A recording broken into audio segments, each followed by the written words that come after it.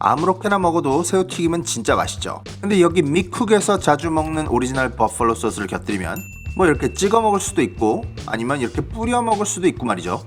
요새 가게에서 닭을 하도 많이 튀겨서 닭은 쳐다보기도 싫고 암튼 새우로 대체하겠습니다. 버팔로 슈림프 볼. 오늘 준비한 새우는 블랙 타이거 새우예요. 16에서 20 사이즈고요.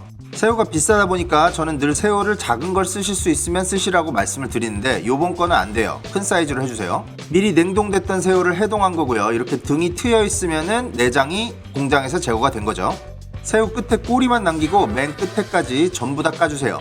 꼬리 끝부분에는 물이 차 있을 수도 있으니 이렇게 칼로 잘라서 제거를 해주시고요.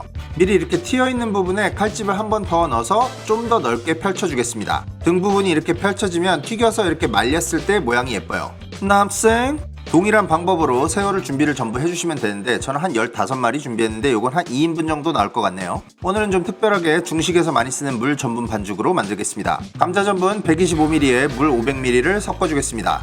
혹시라도 모르는 분들을 위해서 설명은 드리지만 이게 그냥 반죽이 아니고요. 일단 물에 전분을 개서 한 30분 정도 옆에 냅두시면 되겠습니다.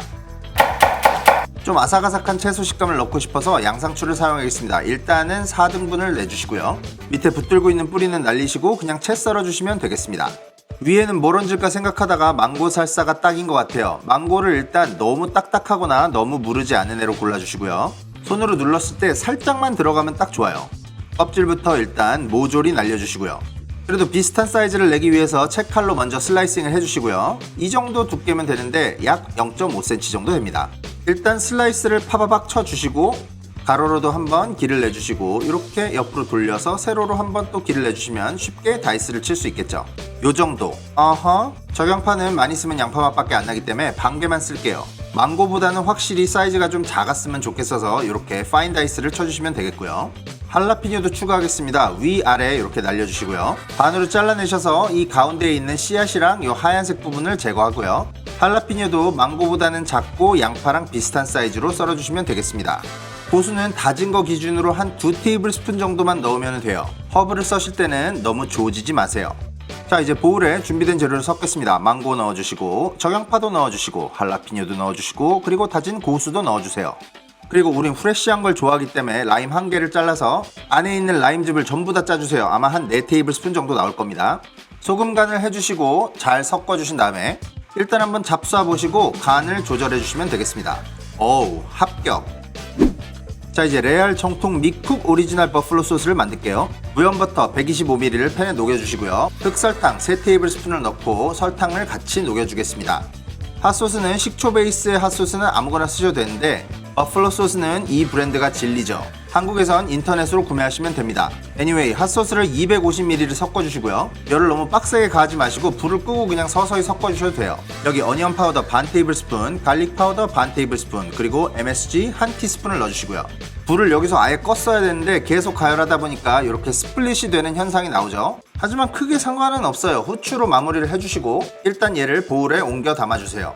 소스가 스플릿 되지 않았으면 이게 일반적인 버팔로 윙의 소스고요. 이렇게 그냥 먹어도 맛은 멀쩡한데 저는 소스에 볼륨감을 추가하겠습니다. 바로 이걸로 말이죠. 얘는 10%짜리 아주 묵직한 플레인 요거트입니다. 이걸 사용해서 맛도 좀 한 군데로 잡아주고 소스 농도도 잡을 거예요. 125ml 정도 추가하셔서 잘 섞어주시면 되겠습니다. 자, 이제 완성된 버팔로 소스의 자태는 이렇습니다. 아주 예쁘죠? 또르띠아 보울은 일단 밀가루 또르띠아에 버터를 양면에 발라주세요. 저는 개인적으로 버터를 굉장히 좋아하기 때문에 버터를 썼지만 기름을 쓰셔도 되고요. 오븐에 들어가도 괜찮은 보울에 이렇게 꾸겨 넣어갖고 보울 형태로 모양을 잡아주겠습니다. 그리고 이 상태로 들어가면 너무 빵빵하게 부풀어 올라서 포크로 좀 구멍을 이렇게 송송송 뚫어 놓겠습니다. 오븐 세팅은 섭씨 기준 200도, 화씨 기준 400도에서 15분 정도 구운 뒤에 확인해주세요. 튀김 반죽을 하기 전에 일단 소금과 후추로 새우에 간을 해주시고요. 아까 30분 이상 냅둔 보울을 보면 물은 떠오르고 물 먹은 전분은 가라앉죠. 얘를 그냥 위에 물만 쪼르르 따라내주시면 되겠죠. 뭐 그렇게 완벽하게 비우지 않으셔도 되고 어느 정도의 남아있는 물은 괜찮습니다. 물 전분은 이렇게 뻑뻑하고 찐득하게 나와야 되고요. 여기에 식용유 한 티스푼을 섞어주시고 새우를 버무려 주겠습니다. 이 정도 찐득한 점성이 나오면 딱 좋습니다.